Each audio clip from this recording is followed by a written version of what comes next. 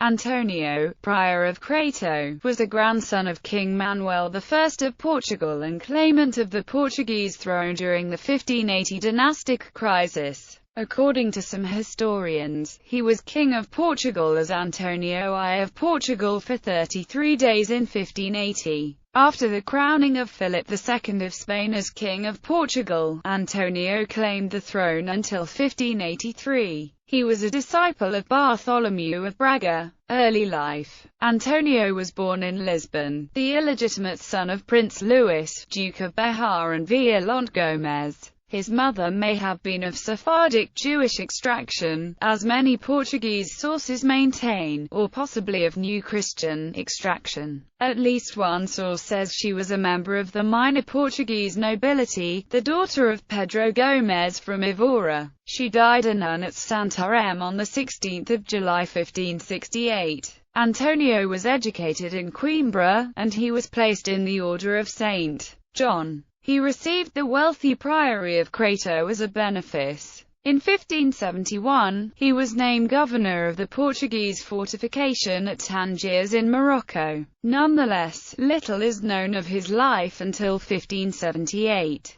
In that year, he accompanied King Sebastian of Portugal in his invasion of Morocco, and he was taken prisoner by the Moors at the Battle of Alcácer-Quibir, the same battle where the young king was slain. António is said to have secured his release on easy terms by concocting a fiction. He was asked the meaning of the cross of St. John that he wore on his doublet, and he replied that it was the sign of a small benefice which he held from the Pope, something he would lose if he were not back in Portugal by the 1st of January 1579. His captor, believing him to be a poor man, allowed his release upon payment of a small ransom. Claimant. While António was a prisoner in Morocco, his uncle Henry, the Cardinal Archbishop of Évora and only surviving brother of King John III of Portugal, was proclaimed the new monarch. The cardinal was old and the last legitimate male representative of the royal line. In January 1580, when the Portuguese Cortes were assembled in Almere, old Cardinal King Henry died without having designated a successor. The regency of the kingdom was assumed by a governing junta composed of 5 members. By this time, the Portuguese throne was contested by several claimants. Among these were Catherine, Duchess of Braganza, King Philip II of Spain, and António, the prior of Crato. All three had problems. Catherine was a woman, António was illegitimate, and Philip was a foreigner. Catherine was adjudged to have been the legitimate heir posthumously, after her descendants obtained the throne in 1640. However, in 1580, she was but one of several possible heirs. According to the feudal custom of primogeniture, the oldest living son of the king was to be proclaimed the legitimate successor. Since the line of King John III, son of King Manuel I, was extinguished on the death of King Sebastião in Morocco, Manuel's next son, Prince Louis, was the legitimate heir. Since he had died, his son, António, should have become the new king. Although his birth was illegitimate, precedent had been set in 1385 with the proclamation of John, son of Pedro I, as king. John I was also of illegitimate birth, but António's enemies seized on his illegitimacy to put forward their own candidates.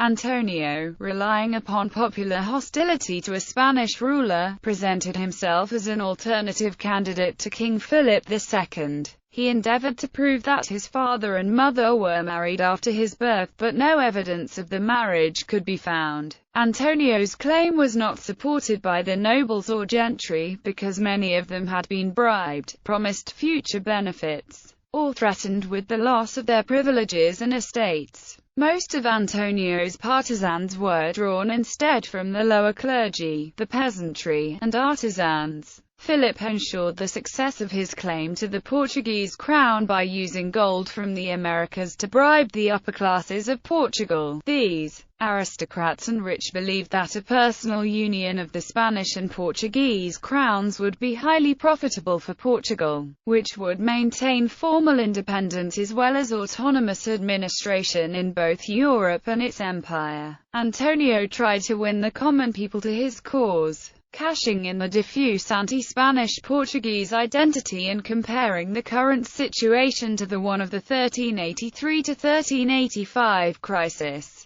Then, just as in 1580, Philip II invoked arguments of blood nature to inherit the Portuguese throne, and like in 1580, the Master of Aviz, illegitimate son of King Peter I of Portugal, claimed his rights to the throne that ended in victory in the Battle of Aljubarrota and in the Cortes of Coimbra in 1385. King. On 19 July 1580, António was proclaimed King of Portugal in Santarém, which was followed by popular acclamation in several locations of the country. However, he governed in continental Portugal for only 20 days, culminating in his defeat in the Battle of Alcantara by the Spanish Habsburg armies led by Fernando Álvares de Toledo, Duke of Alba, on 25 August. After the above event, he attempted to rule Portugal from the island of Terceira, in the archipelago of the Azores,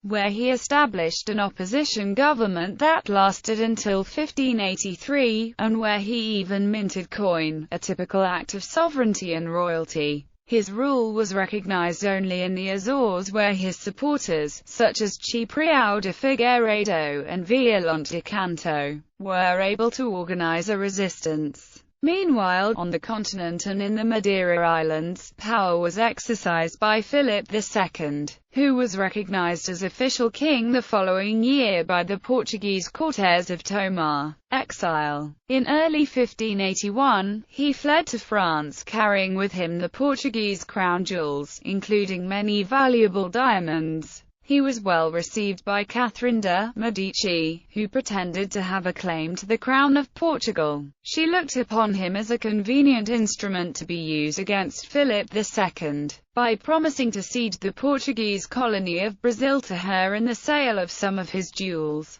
António secured support to fit out a fleet manned by Portuguese exiles and French and English adventurers. As the Habsburgs had not yet occupied the Azores, he sailed for them with a number of French adventurers under Philip Strozzi, a Florentine exile in the service of France, but was utterly defeated at sea by the Álvaro de Bazan, first Marquis of Santa Cruz, at the Battle of Ponta Delgada off the coast of the island of São Miguel between 25–26 July 1582. He then returned to France and lived for a time in Rueil near Paris. Fear of assassins, employed by Philip II, drove António from one refuge to another until he finally went to England. Queen Elizabeth I of England favoured him for much the same reasons as Catherine de' Medici did. In 1589, the year after the Spanish Armada, he accompanied an English expedition, under the command of Francis Drake and John Norreys,